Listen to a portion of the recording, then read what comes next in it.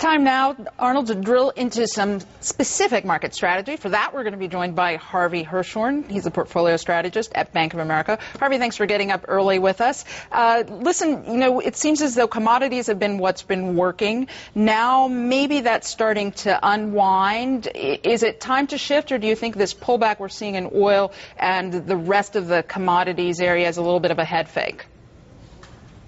Well, we think the overall global economy is going to be moving down its growth path in coming quarters. And with that, we should see a topping out here of the commodity prices. We're still looking for global expansion over the next several years, so there's going to continue to be an elevated level to commodity prices. But in the near term, we'd be looking for commodity prices to continue to be a little bit softer. Harvey, what about the prospect of where the Fed is headed here? Obviously, today we get a critical read on inflation, and next week we're going to have some important data as well. If the Fed starts shifting towards inflation and potentially lifting rates, what does that do for your investment horizon here? Well, the Fed, I think, has made it fairly clear they're going to be sitting on their hands for the time being. Economic growth statistics continue to be very soft in the United States.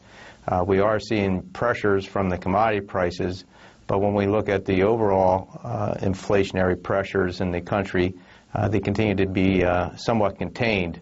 So I think the Fed's got some time before they may have to make a move if inflationary pressures continue to move up. But we don't think that's going to be likely. So we're looking for the Fed to continue to hold here with a 2% Fed funds rate for the balance of this year.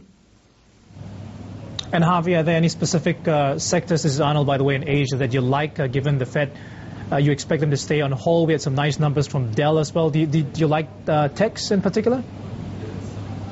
Yes, we think in an environment where the overall U.S. economy is going to be growing at a subpar rate at best, that growth stocks tend to outperform value stocks in that environment, and large caps tend to outperform small caps. So we have a preference for large cap growth, and in large cap growth we certainly are focusing on industrial companies as well as technology companies.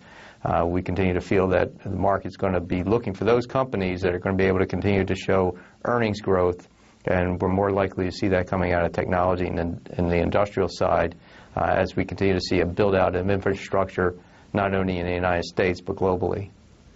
Yeah, the infrastructure is interesting, Harvey, because on the one hand, of course, you can see the pressures on infrastructure build. There are those, though, who say it could be at risk depending on what happens with the dollar. What's your view?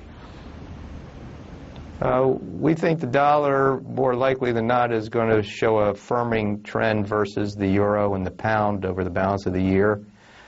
We think, though, versus the non-Japanese Asian currencies, the dollar likely over the balance of this year will be further weakness there. So it's going to be a bifurcated dollar.